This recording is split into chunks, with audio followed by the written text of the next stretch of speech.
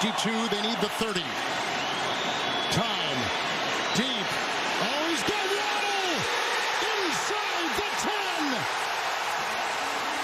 To the 7!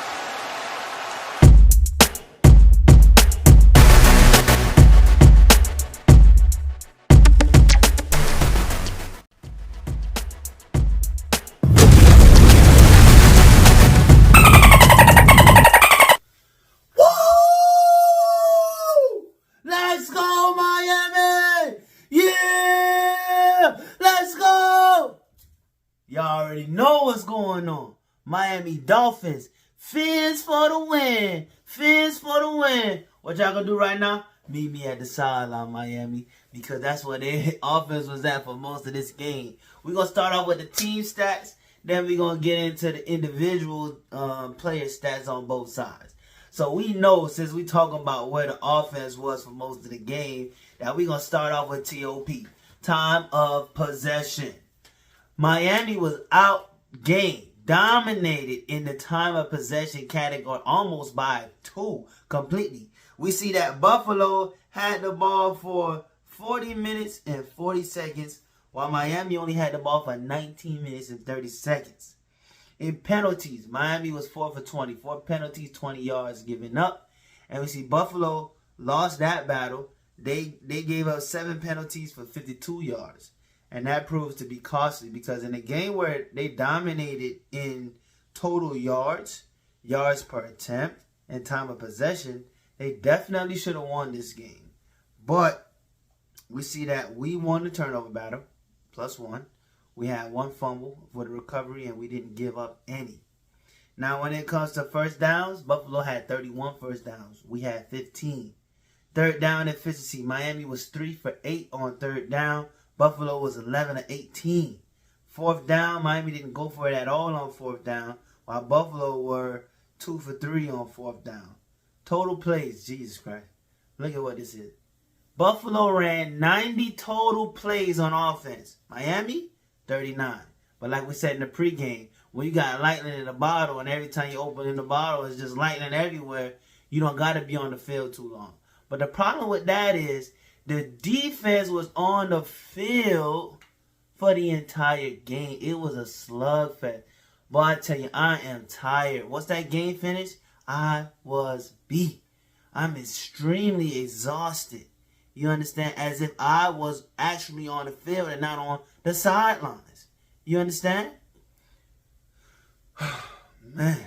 So can you imagine how the defense felt?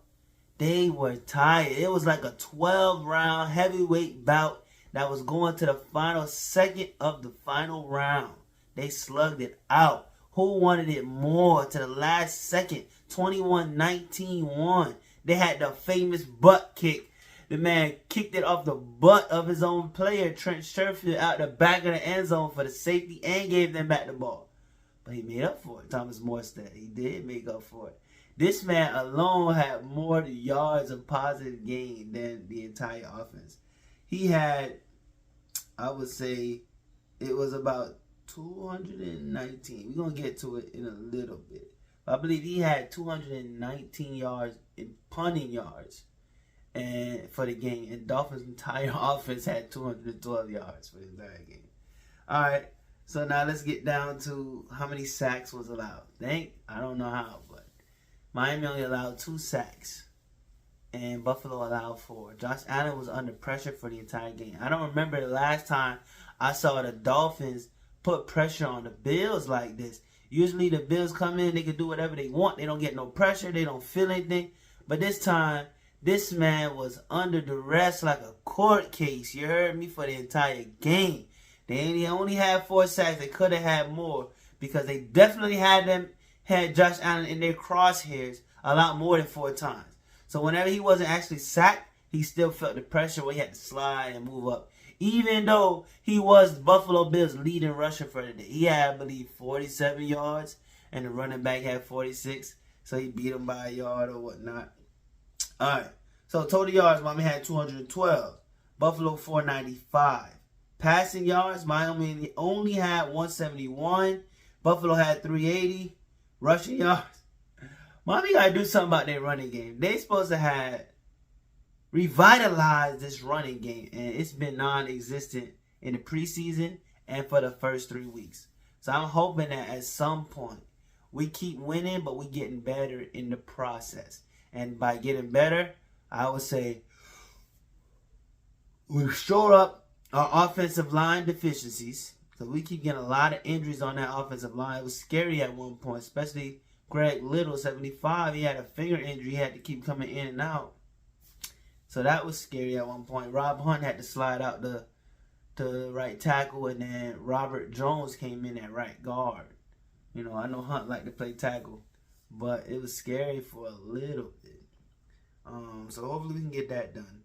But yards per play, look at that. 5.5 for Buffalo, 5.4 for Miami. But Buffalo had 115 rushing yards. So now let's get into the individual stats, y'all.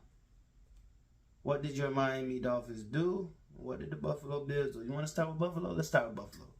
Buffalo, Josh Allen was 42 of 63 for 400 passing yards. That's 2 of last week, 6 touchdowns. He had 2 touchdowns in this game, and that's all in the first half. He didn't throw a touchdown in the second half at all. So we see that the defense tightens up when it matters most. That fourth quarter was locked down. Once he came, we put the fours up. And you know, in that stadium, when you put the fours up, we know what time it is. We locked things down in the fourth quarter. Josh Allen had 8 carries, 47 yards, like I told you, 5.9 average. Zach Moss was the next leading rusher with 4 for 46. Receiving, Stephon Diggs wasn't even their lead. Oh man, the dust is killing me. But Stephon Diggs wasn't even their leading receiver. He had 7 catches, 74 yards. McKenzie had 7 catches, 76 yards. And Devin Singletary, the running back, who was the leading receiver today. 9 catches, 78 yards. Wow. Gabe Davis made a little bit of a return, but it's his first game back, so we won't hold him to anything like that. But he had 3 catches for 37. Moving on. Mike Milano was all over the place. Can you see what he did to Tua, man? Last year, he broke Tua ribs. This year, he hit him with a late hit, so he knocked his head. Now, the NFL is investigating the Miami Dolphins for how they handled Tua Tagovailoa's so-called clearing of the concussion protocol. Man, Tua talking about, it wasn't his head, it was a lower back injury. Everybody saw this man get his melon rocked. He fell back, hit the back of his head. When he got up, he's sitting there like this, shaking his head on the floor. Then when he got up, he had jelly leg, like he just came from sea or something, and he didn't get his land legs back. So that had to be some kind of a head injury. But he say, oh no, that was just what did he say? That was just his lower back. Bull job. So now they're under investigation. I hope that doesn't affect. We got a short week this week, short turnaround. We got the Bengals, Cincinnati. They finally won a game, so they 2-1. Miami is the only team, I believe, that's remaining in the AFC, entire AFC, that is undefeated. Not just the AFC East. I said the entire AFC. Last week, Tua was named AFC Offensive Player of the Week, and this week we are the only team to remain undefeated. I don't know, 3-0, undefeated. Last time Dolphins was undefeated, 3-0. They went to the Super Bowl and won it. No one else has done it, so maybe we can do it again. Every time when Miami does something, they do it great. We don't do things often, but when we do it, we do it great. All right, who do we want to talk about on the defense? Nobody's really important more for them. So we're going to talk about Edmonds. Edmonds was our lead feature back today, not Mostert, as he was last week. So he had 6 carries for 21 yards. Mostert had 8 carries for 11 yards. Tua was 13 of 18 for 186 yards and 1 TD. No interceptions. Teddy came in and it wasn't pretty. He had 4 plays, 3 and out, 2 passes, 0 completions, 0 touchdowns, but thankfully 0 turnovers as well. J-Dub did his thing, man. Yo, J-Dub, man. Jayden Waddle, 17. He really showing out this year, yo. He is showing out. He had only 4 catches in this game, but 4 catches for 102 yards. So he dang near had 100 yards in every game this this season. So he's still the number 3 leading receiver in the NFL. He made up some ground, though, because, you know, Tyreek was number 1. We got to see what the updated stats were when we do our preview for Cincinnati. But that's what it is. Gesicki didn't have anything today. I think he had only 1 catch for 6 yards. Same thing, Trent Sherfield, 1 for 5. What's going on with Alec Ingold? Tua had a, oh man, Tua dime, man. Tua been throwing some dots. Like, he been carving them up with the dots. Putting everything on a rope, you heard me? Putting it on a rope. He had a beautiful play action fake, and he threw it on a dime to Alec Ingold off the right side by the sideline. He had his defender beat. Another man was coming to hit him, but he was still clear to catch the ball, brace for contact, dip his shoulder, and lean into the hit. He caught the ball in his hand like this. Looked at the defender coming to hit him and dropped the ball. He been dropping the ball, missing. He missed a couple blocks today, too. He had a pretty off game. I didn't like that. But hopefully he can bounce back. We got a short turnaround, so wipe it out. They should have been done, finished celebrating, and we on to the next one already. Baker was all over the field. Jerome on defense, he was 9 tackles, 4 assists. He had a half a sack. Javon Holland, the snowman. He had 9 tackles, 1 assist, and 1.5 sack in this game. Melvin Ingram had 2 sacks in this game, and who gave us some other productivity. Now that counts for our 4. That's it. X-Man was 5 of 11, 5 tackles, 1 assist. Cater Cole, 4 tackles, 1 assist. Welcome to the league, young fella. Cater Cole was getting attacked, and he wasn't holding up a little bit, but he wasn't completely a scrub either. So he's learning. It's all a part of the learning process, so we can't kill him for it. But I'm glad to see that he was getting taken advantage of. So now let's see how he bounced back. Okay, this is what we want to see now. How does he bounce back? I don't want to say nothing about Nick Needham. That game at the end where Josh Allen had Ian McKenzie wide open in the corner of the end zone on the right side of the field. He just skipped the pass to him. Like, he threw it and it just fell short and skipped to him. And you see Nick Needham celebrates. Man, go and sit yourself down. Number 1, you about to lose your place. You were good while you lasted. Cater Cole coming for your spot, especially when Byron Jones come back. Bye-bye Jones coming back. We only got 1 more week and then he's eligible to come back. But you celebrate. Why are you celebrating? And you got roasty toasty. He was open. The quarterback just missed the throw.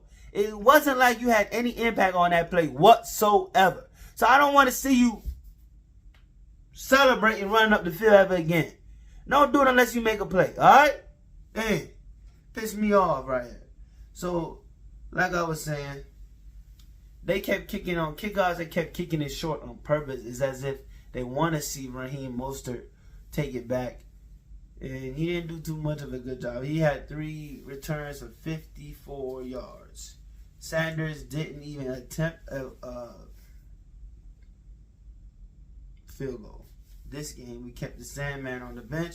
But like I was telling you, Mostert had 4 punts for 219 yards, average of 54 yards a punt. And, of course, they had the butt punt. So he had 219, and the team itself had 212 yards, the offense. So he had more offensive production than national team. So that's good. It's 3 phases. Offense, defense, special teams. So when we're not playing good in one area, the other areas really are a true complement.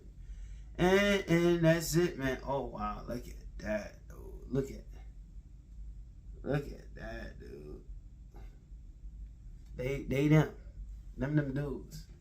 So, this is Mr. Javon Charlton. We're getting ready to sign out. Man, y'all go see Woman King. If you haven't seen it, it's in theaters. I just came back. As soon as the game was over, I had to run over there to iPick and watch that movie. What an epic movie. Great buy. And it was enjoyable with the family. So if you guys can take time out to go see it, go see that. And in the meantime, we signing out. Tell me what you guys think in the comment section. How do you feel about that game? Was that an encouraging win? Was it not so encouraging? I was encouraged by the win. No lie. I expected them to win, But the fact that they made mistakes and then still pulled out the W, this is not something that the Dolphins of the old would have done. Not something that the Dolphins of old would have done. So it might be a changing of the guards. And I'm not old enough to really trust the Dolphins, because in my time, what I've seen, nothing named consistency. When you start to have hope and believe in them, they always let you down. But I somehow feel in my heart that this time, they're not going to let me down. And I feel like this is something special that's brewing right here. Great win. 3 weeks we had 3 different wins, and we won 3 different ways. First week, completely defensive effort. Second week, completely offensive in the fourth quarter. And third week, it was actually a complete team victory. More so defense and special teams than offense. But offense still played a pivotal role, because when Tua came in toward the end, made that 54-yard pass down the middle to J-Dub to set us up for the go-ahead touchdown to River Cray. Speaking of that, River Cray, second touchdown in the NFL. Congrats, my man. You sneaky getting good. Like, they sleeping on you, man. They say white man can't jump, but this man jumping because he was between 3 defenders. Really, 2 of them was on him. A third one had him in the crosshair. But he made a little move, didn't have that much space, but still caught the ball on him like, nasty. But that was all set up by J-Dub. Tua throwing dimes. They say Tua can't throw deep.